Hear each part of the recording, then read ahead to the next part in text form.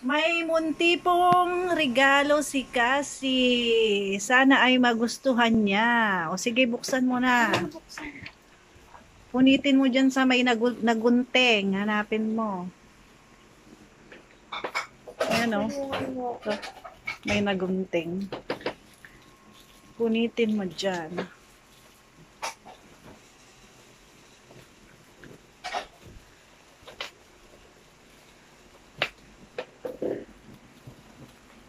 Ayan ang mga paborito na naman niya. Yung mga kaklase na naman niya. Ayan. Patignan naman. Ayan. Patignan naman. Yung isa dyan kay Kiko. Mamili ka. Ano to? Patingin. Oh, yeah.